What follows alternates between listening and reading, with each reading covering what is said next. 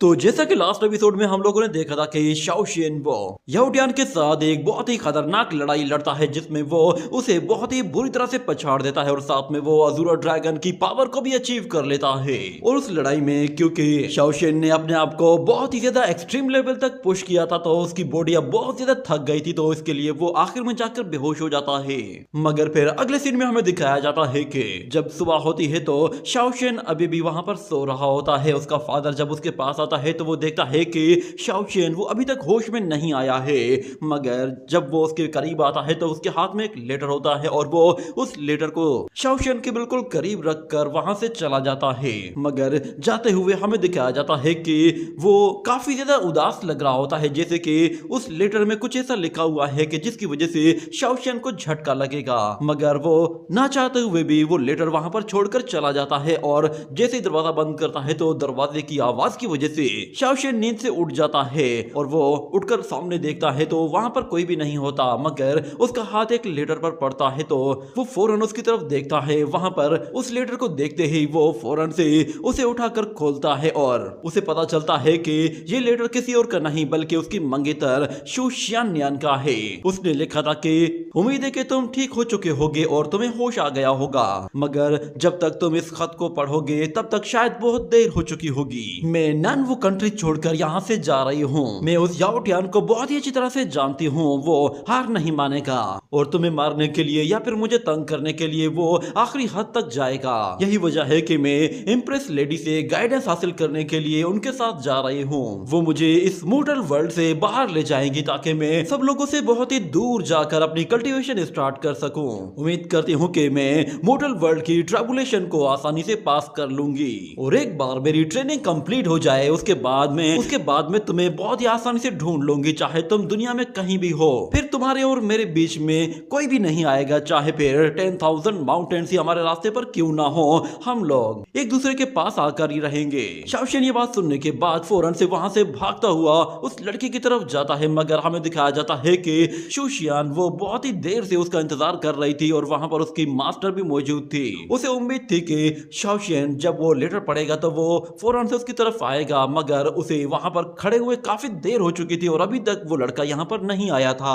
जिसके बाद वो बिल्कुल उदास हो जाती है। उसे लगा कि शायद अब शाओ शेन यहाँ नहीं आने वाला। वो मास्टर से कहती है कि अब हमें चलना चाहिए। ये कहने के बाद वो लोग जैसे ही जाने लगते हैं तो अचानक उन्हें शाओ शेन की आवाज सुनाई देती है, जिस पर वो लड़की पीछे पलटती है और उसकी तरफ आगे बढ़ती है। मगर अचानक उसे अपनी मास्टर का डर आ जाता है, जिसकी वजह से वो वहीं पर ही रुक जाती है और वहां शाओ शेन भागता दौड़ता हाफता कांपता जैसे तैसे पहुंच जाता है। उसके पास शू शियान से पूछने के लिए बहुत सारे सवाल थे, मगर वहां पर वो इम्प्रेस लेडी को देखता है तो वो बिल्कुल चुप हो जाता है और फिर इम्प्रेस लेडी को वहां पर ग्रीट करके उसके आगे झुक जाता है। मगर फिर इम्प्रेस लेडी वो उसके पास आती है और कहती है कि तुम मेरे साथ चलो।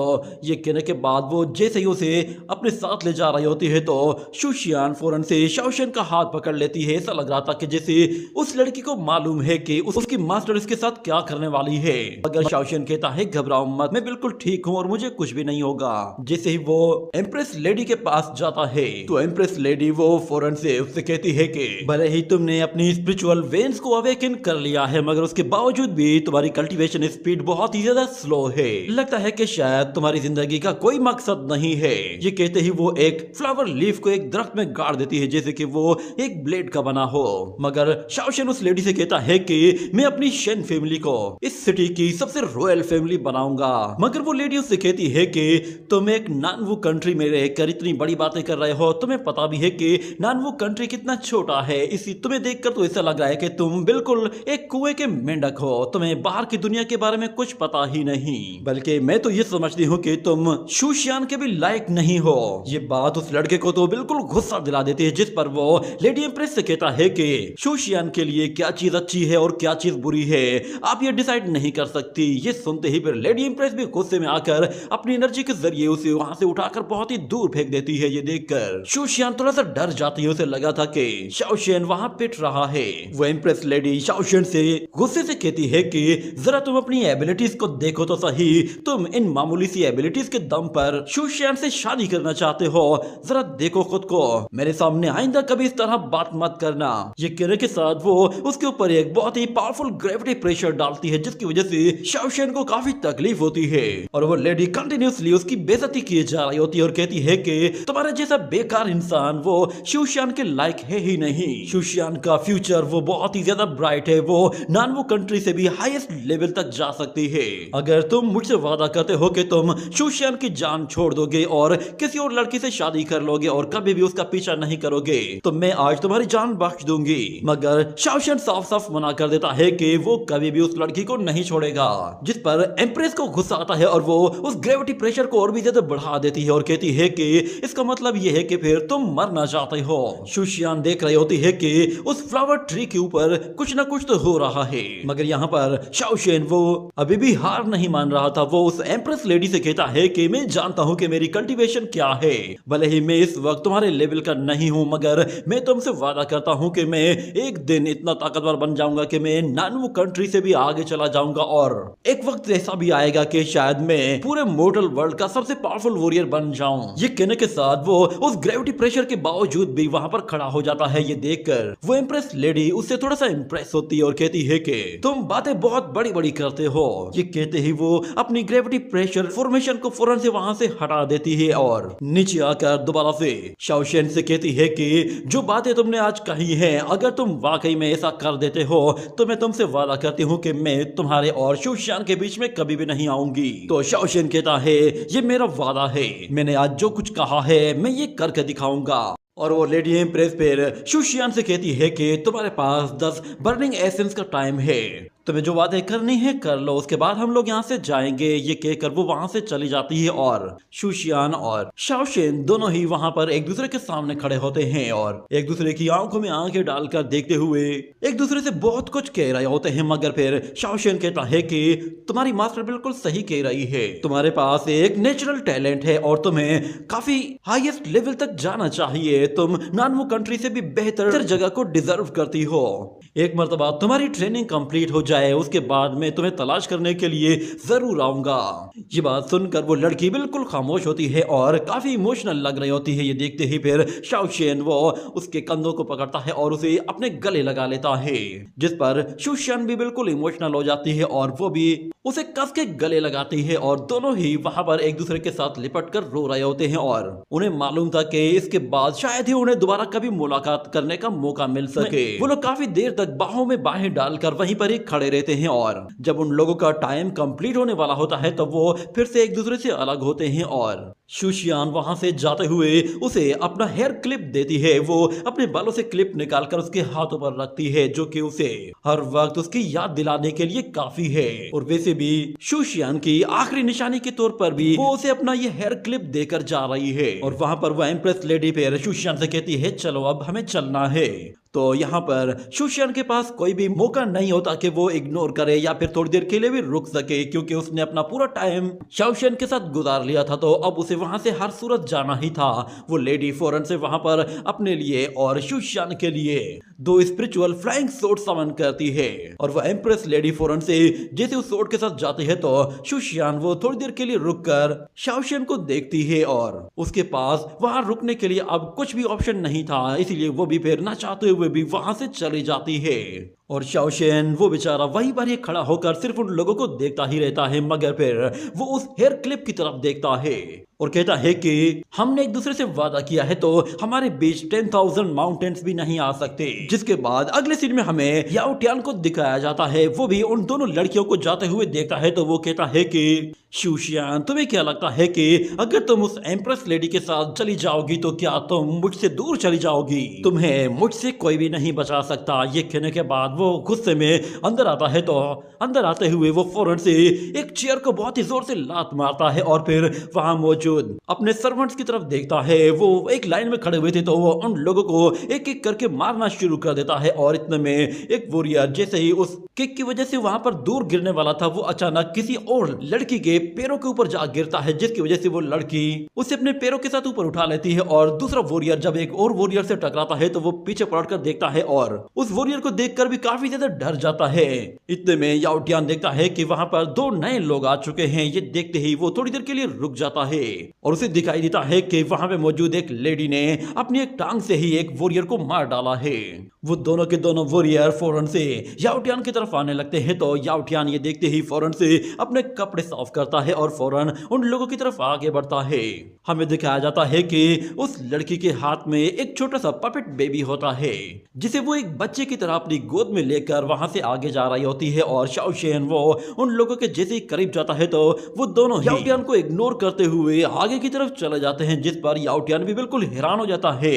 मगर अचानक उसके पीछे एक लाइट अपीयर होती है, जिस पर वो पीछे पलट कर देखता है तो वहां पर एक और वॉरियर की एंट्री होती है और वो वॉरियर भी ऊपर उस लाइट के साथ फौरन से वहां पर आता है। तो स्लो मोशन के साथ शुरू में तो उसकी एंट्री दिखाई जाती है, मगर वो पलक झपकते ही फास्ट स्पीड से याओ मैंशन के अंदर चला जाता है और फौरन से उन बाकी दो वॉरियर्स के पास जा पहुंचता है। उन लोगों को इस तरह देखकर याओ टियान उन लोगों के आगे झुक जाता है और कहता है कि उम्मीद है कि आप लोगों को यहाँ पर आने में कोई तकलीफ नहीं हुई होगी। तो वहां मौजूद वो थर्ड वॉरियर जो कि लास्ट में आया था, वो कहता है कि यंग प्रिंस बेफिक्र हो जाओ, तुम्हें डरने की कोई जरूरत नहीं, ये बस एक छोटा सा मसला है और हम खुद ही इसे हैंडल कर लेंगे। ये कहने के साथ ये सीन यहीं पे ही कट हो जाता है। अगले सीन में हमें दोबारा से शाओ शेन को दिखाया जाता है। वो अपनी कल्टीवेशन कर रहा होता है, मगर अचानक से वो बहुत ही ज्यादा एनर्जी क्रिएट कर लेता है और वो उस एनर्जी को एब्जॉर्ब करने की कोशिश कर रहा था, मगर वहां पर हमें सू मियाओ को दिखाया जाता है।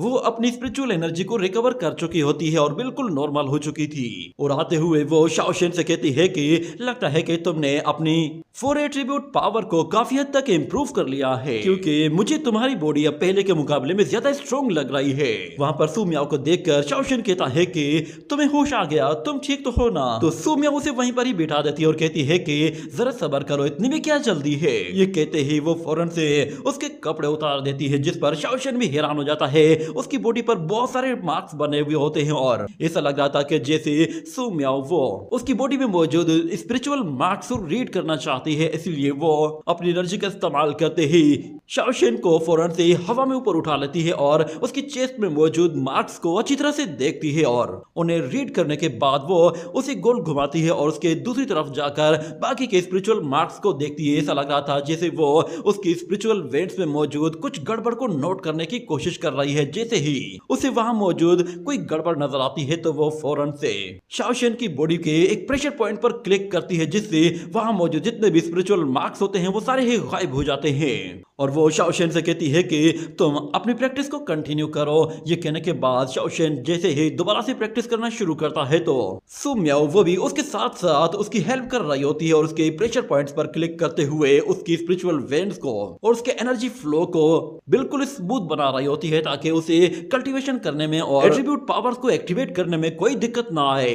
इतने में हमें दिखाया जाता है कि जैसे वो उसके सेंट्रल पॉइंट पर क्लिक करती है तो शाओ शेन की बॉडी के साथ हमें एक एनर्जी दिखाई देती है। वो एनर्जी उसकी स्पिरिचुअल एनर्जी और उसकी एट्रीब्यूट एनर्जी होती है, जिसके साथ हम लोग लाइटनिंग एनर्जी को भी देखते हैं। और वो लड़की फिर शाओ शेन से कहती है तो फाइनली तुमने अज़ूरो ड्रैगन लाइटनिंग एनर्जी को अवेकन कर लिया है। अब तुम्हारा अगला स्टेप ये है कि तुम्हें उस वर्मिलियन बर्ड को अपने अज़ूरो ड्रैगन की पावर के साथ मर्ज करना है। इतना सुनने के बाद शाओ शेन फौरन से उन पावर्स को कंबाइन करने के लिए फिर से अपने दोनों हाथों से अलग अलग एनर्जीज क्रिएट कर लेता है और हमें दिखाया जाता है कि वो उन दोनों एनर्जीज को फिर एक साथ कंबाइन करने की कोशिश करता है, जिसमें उसे काफी फोर्स लगानी पड़ रही थी, मगर उसके बावजूद भी वो उन दोनों एनर्जीज को कंबाइन नहीं कर पाता, जिसमें वो फेल हो जाता है। और वो सू मियाओ की तरफ देखता है तो सू मियाओ वो भी उसी की तरफ देख रही होती है और कहती है कि कहीं तुम ये तो नहीं सोच रहे कि अब तुम्हें कपड़े भी मैं ही पहनाऊंगी। ये कहते ही शाओशियन फौरन से उठता है और अपने कपड़े पहन लेता है और कहता है कि मैंने अपनी यंग मेरिडियंस को बहुत ही अच्छी तरह से कल्टीवेट कर लिया है और मैंने काफी स्किल सीख लिए हैं। अब मैं चाहता हूं कि मैं जिन पावर को कल्टीवेट करूं। वो सिस्टर बाई यू से कहता है कि प्लीज मुझे जिन मेरिडियन की टेक्निक सिखाइए, मैं आपसे भी जिन पावर को सीखना चाहता हूं। मगर बाई यू से साफ साफ मना कर देती है कि वो उसे जिन पावर की कोई भी टेक्निक नहीं सिखाएगी। जिस पर वो लड़का कहता है आखिर ऐसा क्यों, आप मुझे क्यों नहीं सिखाना चाहती? मैं आपसे सुप्रीम जिन पावर को सीखना चाहता हूं तो फिर आप मना क्यों कर रही हैं? मगर फिर सुमिया उससे कहती है कि पहले तुम्हें यंग मेरिडियंस को परफेक्शन लेवल तक पहुंचाना होगा, उसके बाद ही तुम जिन पावर को सीख पाओगे। तो फिर शाओशियन कहता है ऐसा है तो फिर ठीक है। और अगले सीन में हमें दिखाया जाता है कि शाओशियन वो अपने फादर के सामने प्रैक्टिस कर रहा होता है और अपनी यंग मेरिडियंस को परफेक्शन लेवल तक ले जाने की कोशिश करता है।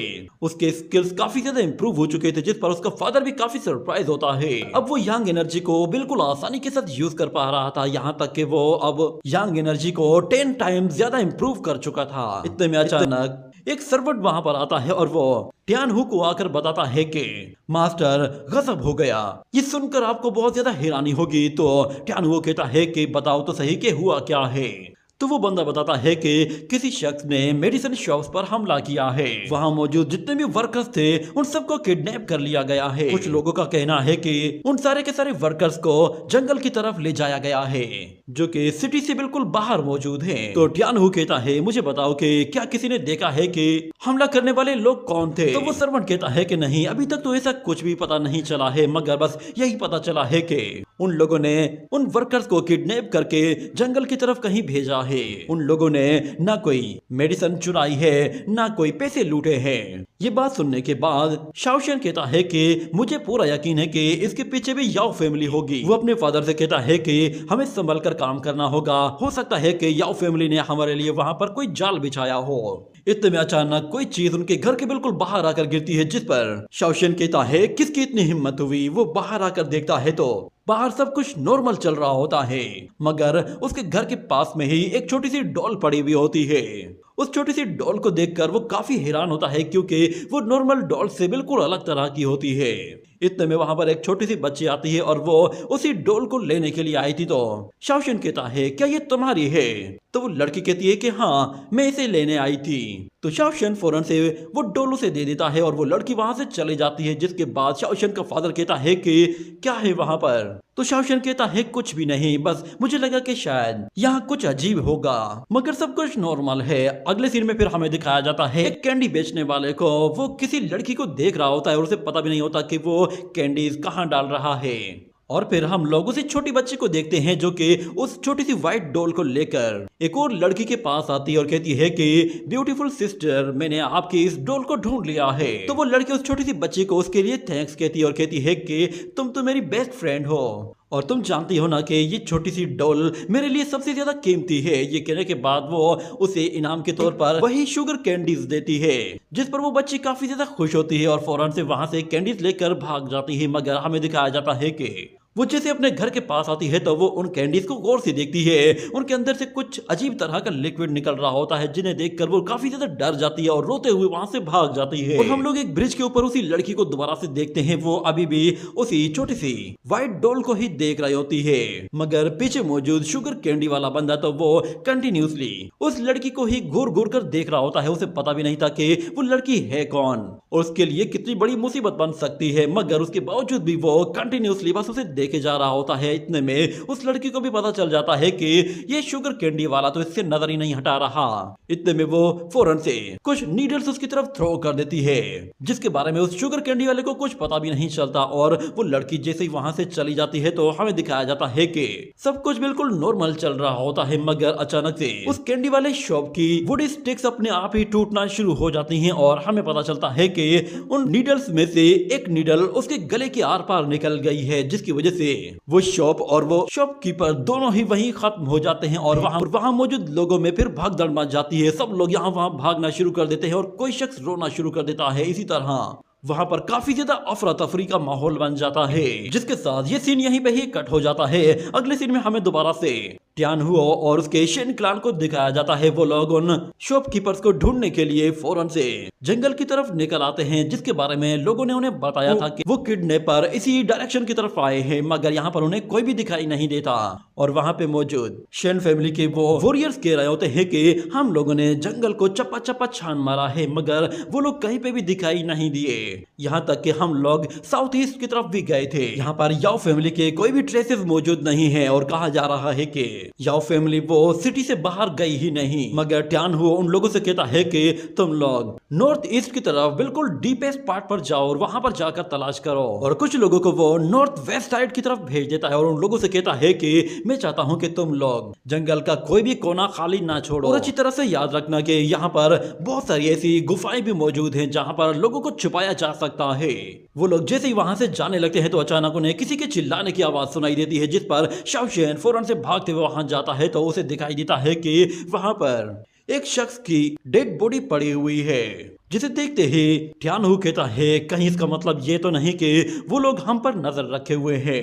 तो शाओ शेन कहता है लगता है शायद वो लोग जानबूझकर हमें यहाँ पर लाए हैं। कहने के साथ ये सीन यहीं पे ही कट हो जाता है। अगले सीन में हमें दिखाया जाता है कि शेन फैमिली अपने सारे सोल्जर्स के साथ फौरन से एक बड़े से ग्राउंड में आ जाती है। वहां पर हमें वही 3 वॉरियर्स दिखाई देते हैं जो कि याओ फैमिली के वॉरियर्स थे। वहां पर मौजूद एक ब्लाइंड मैन जिसने अपने चेहरे पर एक मास्क लगाया हुआ होता है, वो कहता है कि यंग मास्टर शेन तुमने आने में कितनी देर लगा दी, हम लोग कब से तुम्हारा यहाँ पर वेट कर रहे हैं। तो शाओ शेन गुस्से में उनसे कहता है कि आखिर तुम हो कौन लोग। मगर उसका फादर उन लोगों को काफी अच्छी तरह से पहचानता था। वो शाओ शेन को बताता है कि ये लड़की एक पपेट मास्टर है और ये ब्लाइंड मैन एक ब्लाइंड म्यूजिशियन है और ये लोग अपने आप को याओ फैमिली का गार्डियंस कहते हैं। ये कहने के साथ ही ये एपिसोड यहीं पे ही एंड हो जाता है।